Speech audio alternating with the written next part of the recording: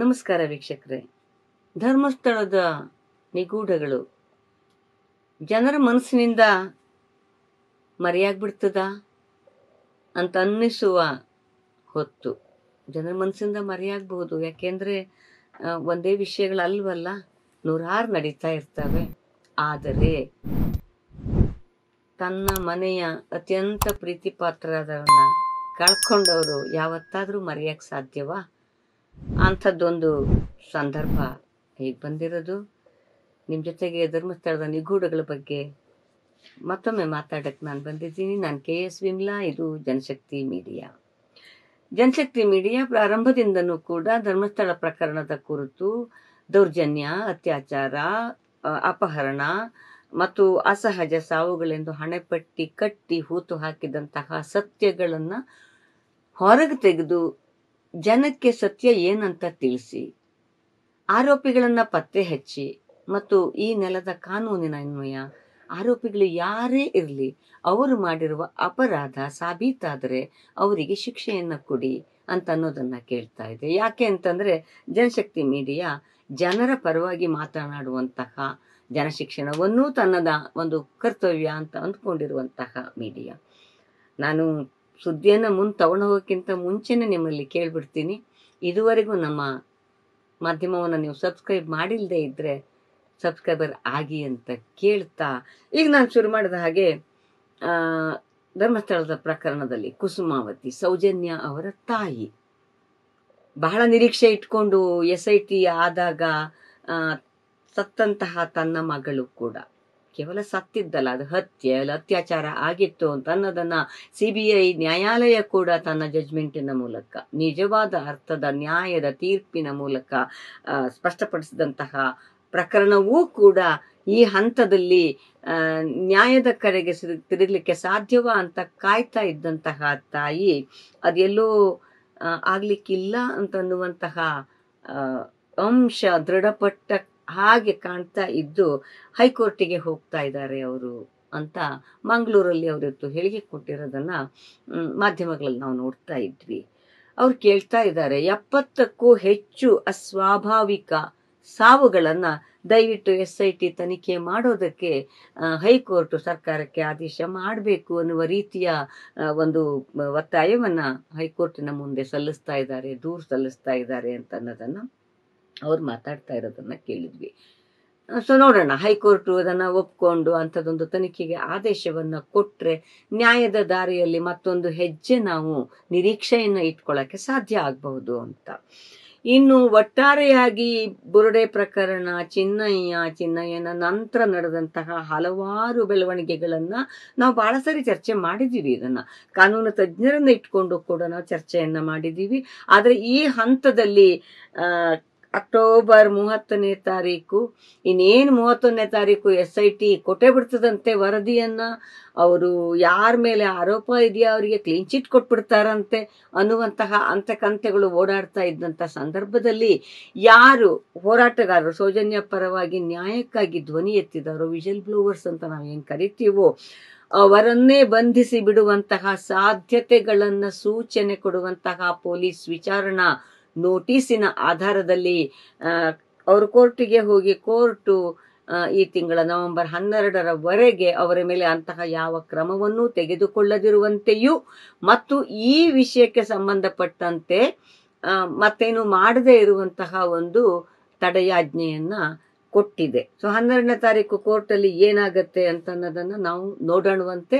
ಆದರೆ ಜನತಾ ನ್ಯಾಯಾಲಯದಲ್ಲಂತೂ ಈ ಚರ್ಚೆ ನಡೀತಾನೆ ಇರುತ್ತೆ ಅಂತ ಅನ್ನೋದನ್ನ ನಾವು ಅರ್ಥ ಮಾಡ್ಕೋಬೇಕು.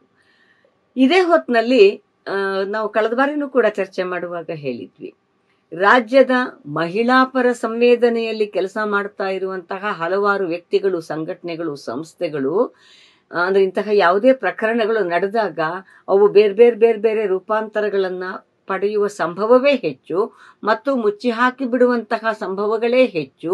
ಮತ್ತು ಈ ಪ್ರಕರಣದಲ್ಲಿ ಅಂದ್ರೆ ಪದ್ಮಲತಾ ಪ್ರಕರಣದಿಂದ ಹಿಡಿದು ಹೆಚ್ಚು ಚರ್ಚಿತವಾಗಿದ್ದಂತಹ ಸೌಜನ್ಯ ಪ್ರಕರಣದವರೆಗೂ ಕೂಡ ಇಲ್ಲಿ ಮಹಿಳೆಯರ ಅಂಶಗಳೇನಿದಾವೆ ಅಂದ್ರೆ ಮಹಿಳೆಯರ ಮೇಲೆ ನಡೆದಂತಹ ದೌರ್ಜನ್ಯ, ಮಹಿಳೆಯರ ಮೇಲೆ ನಡೆದಂತಹ ಅತ್ಯಾಚಾರ, ಮಹಿಳೆಯರನ್ನು ಕದ್ದೊಯ್ದ ಪ್ರಕರಣಗಳಿದಾವಲ್ಲ, ಇದರ ಜೆಂಡರ್ ಕಾಂಪೋನೆಂಟು ಅಂದರೆ ಲಿಂಗತ್ವ ಸಮನ್ಯಾಯದ ನೆಲೆಯಲ್ಲಿ ಇದು ಪಡಿಬೇಕಾದಂತಹ ಒಂದು ನಿಜವಾದ ನ್ಯಾಯದ ಆ ಸಂದರ್ಭವನ್ನ ಪಕ್ಕಕ್ಕೆ ತಳ್ಳಿ ಬಿಡುವಂತಹ ರಾಜಕಾರಣ ಮುಂದೊತ್ತಲ್ಪಡ್ತಾ ಇರೋದನ್ನ ಗುರುತಿಸಿ ಮಹಿಳಾ ಸಂವೇದನೆಯನ್ನ ಹೊಂದಿರುವಂತಹ ಮಹಿಳೆಯರ ಪರವಾದ ಆಲೋಚನೆಗಳನ್ನ ಮಾಡುವಂತಹ ಹೋರಾಟಗಳನ್ನ ಮಾಡುವಂತಹ ಸಂಘಟನೆಗಳು ಕೊಂದವರಾರು ಅನ್ನುವಂತಹ ಒಂದು ಅಭಿಯಾನವನ್ನ ಶುರು ಮಾಡಿದ್ರು.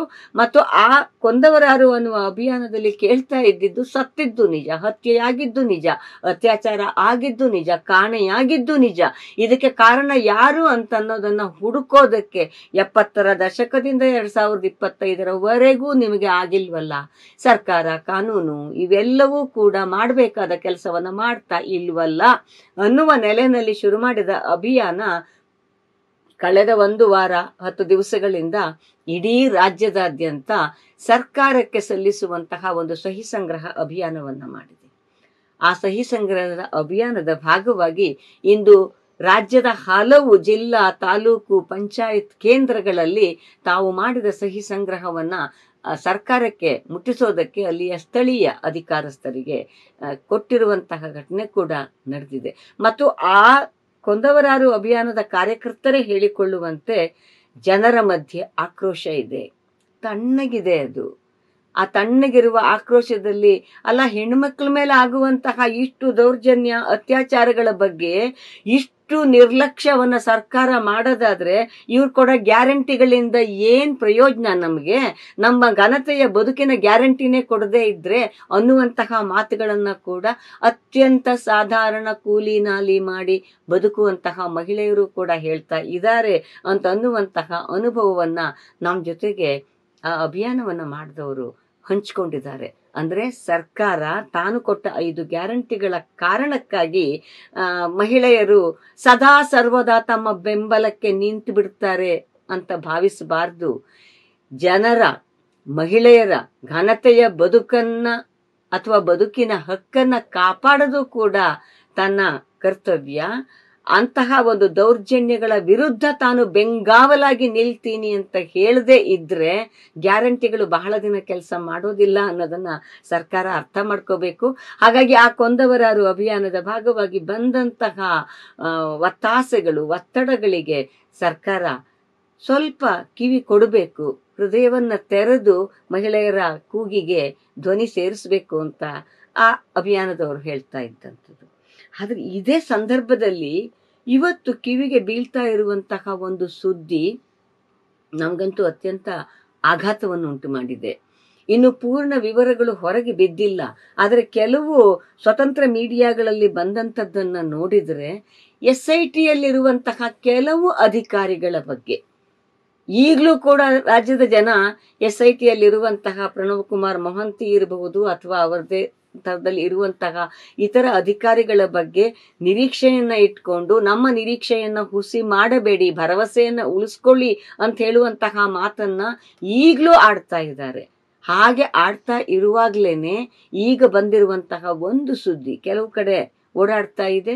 2 ದಿವಸದಲ್ಲಿ ಬಹುಶಃ ಅದು ಎಲ್ಲ ಕಡೆಗೂ ಪ್ರಸಾರಕ್ಕೆ ಬರಬಹುದಾದಂತಹ ಸುದ್ದಿ ಅಂತ ನಾವು ಭಾವಿಸ್ತೀವಿ. ಅದೇನು ಅಂತಂದ್ರೆ, ವಿಜಲ್ ಬ್ಲೋವರ್ಸ್ ಹೋರಾಟಗಾರರಲ್ಲಿ ಒಬ್ಬರನ್ನ ವಿಚಾರಣೆಗೆ ಎಂದು ಕರೆಯಿಸಿ ಆ ನೆಲಮಾಳಿಗೆಯಲ್ಲಿ ಅವರ ಮೇಲೂ ಕೂಡ ದರ್ಪ, ದಬ್ಬಾಳಿಕೆ, ದೌರ್ಜನ್ಯ, ಒತ್ತಡಗಳನ್ನ ತೋರಿಸಿದ್ದಲ್ಲದೆ ಅಲ್ಲಿಯೇ ಚಿನ್ನಯ್ಯ ಕೂಡ ಇದ್ರು. ಮತ್ತು ಚಿನ್ನಯ್ಯ ಅರ್ಧಂಬರ್ಧ ಅರೆಬಟ್ಟೆಯ ಸಂದರ್ಭದಲ್ಲಿ ಇದ್ರು ಮತ್ತು ಅವರ ಮೇಲೂ ಕೂಡ ದಾಳಿಯನ್ನು ನಡೆಸಿ ಚಿನ್ನಯ್ಯನ ಮೂಲಕವೇ ಈ ವಿಜಲ್ ಬ್ಲೋವರಿಗೆ ಹೊಡೆಸಿದರು ಅಂತನ್ನುವಂತಹ ಒಂದು ಸುದ್ದಿ ಓಡಾಡ್ತಾ ಇದೆ. ಸುದ್ದಿಯ ಸತ್ಯಾಸತ್ಯತೆ, ಸುದ್ದಿಯ ವಿವರಣೆ ಇವೆಲ್ಲವನ್ನ ನಾವು ಕಾದು ನೋಡೋಣ. ಆದ್ರೆ ಗೊತ್ತಾಗಿರುವ ಲಭ್ಯ ಮಾಹಿತಿಗಳ ಪ್ರಕಾರ ಇದನ್ನೆಲ್ಲವನ್ನ ಇಟ್ಕೊಂಡು ಹೋರಾಟಗಾರರು ರಾಜ್ಯಪಾಲರಿಗೊಂದು ದೂರನ್ನ ಸಲ್ಲಿಸ್ತಾ ಇದ್ದಾರೆ. ತಮಗೆ ನ್ಯಾಯ ಬೇಕು, ಈ ರೀತಿಯಲ್ಲಿ ದೌರ್ಜನ್ಯಗಳ ವಿರುದ್ಧ ನ್ಯಾಯ ಕೊಡಿ ಅಂತ ಕೇಳಿದ್ರೆ ನಮ್ಮ ಮೇಲೇನೆ ದೌರ್ಜನ್ಯ ನಡೀತಾ ಇದೆ ಅನ್ನುವಂತಹ ಒಂದು ಅಹವಾಲನ್ನ ಇಟ್ಕೊಂಡು ರಾಜ್ಯಪಾಲರನ್ನ ಭೇಟಿ ಮಾಡ್ತಾರೆ ಅಂತ ಗೊತ್ತಿಲ್ಲ. ರಾಜ್ಯಪಾಲರು ಭೇಟಿಗೆ ಅವಕಾಶ ಕೊಡ್ತಾರೋ, ಅವರ ಅಹವಾಲನ್ನು ಸ್ವೀಕರಿಸ್ತಾರೋ, ಮತ್ತು ಸ್ವೀಕರಿಸಿದ ನಂತರ ರಾಜ್ಯಪಾಲರ ನಡೆ ರಾಜ್ಯದ ಪಾಲಕರಾಗಿ ಇರ್ತದೋ ಅಥವಾ ಬೇರೆ ತರ ಇರ್ತದೋ ಕಾದು ನೋಡಬೇಕು. ಆದರೆ ಒಂದು ಮಾತ್ರ ಸತ್ಯ, ಸರ್ಕಾರವೇನಾದರೂ ಇಂತಹ ಘಟನೆಗಳು ನಡೆದಿದ್ದು ಅವರ ಗಮನಕ್ಕೆ ಬಂದರೂ ಕೂಡ ಮೌನವನ್ನ ವಹಿಸಿದರೆ, ಅಥವಾ ಯಾರ ಮೇಲೆ ಆರೋಪ ಈಗಲೂ ಜನ ಹೇಳ್ತಾ ಇದ್ದಾರೋ, ಅಥವಾ ನಿಜವಾಗಿ ಕೊಂದವರು ಯಾರು, ದೌರ್ಜನ್ಯವನ್ನ ಎಸಗಿದವರು ಯಾರು, 100 ಎಕರೆ ಭೂಮಿಯನ್ನ ಕಬಳಿಸಿದವರು ಯಾರು, ದಲಿತರಿಗಾಗಿ ಇರುವಂತಹ ಭೂಮಿಗಳ ಮೇಲೆ ತಮ್ಮ ಹಕ್ಕನ್ನ ಸಾಧಿಸಿಕೊಂಡವರು ಯಾರು, ಸಾವಿರಾರು ಜನ ಮಹಿಳೆಯರಿಗೆ ಮೈಕ್ರೋ ಫೈನಾನ್ಸ್ ಹೆಸರಿನಲ್ಲಿ ದುಬಾರಿ ಬಡ್ಡಿಗೆ ಸಾಲಗಳನ್ನ ಕೊಟ್ಟು ಅವರ ಬದುಕನ್ನ ದುರ್ಭರ ಮಾಡಿದವರು ಯಾರು ಅಂತ ಅನ್ನುವುದನ್ನ ಗೊತ್ತಿದ್ದೂ ಗೊತ್ತಿಲ್ಲದಂತೆ ಇದ್ದರೆ, ಅಥವಾ ಕಾನೂನಿನ ಅಡಿಯಲ್ಲಿ ಸರಿಯಾದ ರೀತಿಯ ತನಿಖೆಯನ್ನ ನಡೆಸಿ ಕೊಡಬೇಕಾದಂತಹ ಶಿಕ್ಷೆಯನ್ನ ಪಾಠವನ್ನ ಕಲಿಸದೆ ಇದ್ರೆ ಖಂಡಿತ ಸರ್ಕಾರ ತನ್ನ ಸಾಂವಿಧಾನಿಕ ಜವಾಬ್ದಾರಿಯಿಂದ ನುಣುಚಿಕೊಳ್ತಾ ಇದೆ ಅನ್ನೋದನ್ನೇ ಸಂದೇಶವನ್ನ ಅವರು ಕೊಡ್ತಾರೆ. ಹಾಗಾಗಿ ಜನಶಕ್ತಿ ಮೀಡಿಯಾ ಕೇಳೋದು ಇಷ್ಟೇನೆ. ಅದು ಧರ್ಮಸ್ಥಳದ ಪ್ರಕರಣ ಇರಬಹುದು, ಅಥವಾ ಇಂತಹ ಯಾವುದೇ ಅನ್ಯಾಯ, ದೌರ್ಜನ್ಯ, ದಬ್ಬಾಳಿಕೆ, ಒತ್ತಡಗಳ ಪ್ರಕರಣಗಳ ಸಂದರ್ಭದಲ್ಲಿ ಸರ್ಕಾರ ಒಂದಕ್ಕೆ ಈ ನೆಲದ ಕಾನೂನು, ನ್ಯಾಯ, ಸಂವಿಧಾನವೇ ಮುಖ್ಯವಾಗಬೇಕೇ ಹೊರತುನು ಅಪರಾಧಕ್ಕೆ ಕಾರಣಕರ್ತರಾದವರು ಎಷ್ಟೇ ದೊಡ್ಡವರಾಗಿರ್ಲಿ ಅಥವಾ ಪುಟ್ಟವರಾಗಿರ್ಲಿ, ಎಲ್ಲರೂ ಕೂಡ ಕಾನೂನಿನ ಅಡಿಯಲ್ಲಿ ಒಂದೇ ಅಂತ ಅನ್ನುವಂತಹ ನಿಲುವನ್ನೇ ತಗೋಬೇಕು ಮತ್ತು ಆ ನೆಲೆಯಲ್ಲೇನೆ ಕೆಲಸಗಳು ಸಾಗಬೇಕು. ಹಾಗಾಗಿ ಧರ್ಮಸ್ಥಳ ಪ್ರಕರಣದಲ್ಲಿ ಸತ್ಯ ಹೊರಗೆ ತೆಗಿಬೇಕು, ನ್ಯಾಯ ತನ್ನ ರಾಜ್ಯವನ್ನ ಆಳ್ಬೇಕು ಅಂತ ಅನ್ನುವಂತಹ ಮಾತನ್ನ ಆಡ್ತಾ ಇದಾಗಿತ್ತು ನನ್ನ ಈ ಕ್ಷಣದ ಮಾತು. ನಮಸ್ಕಾರ.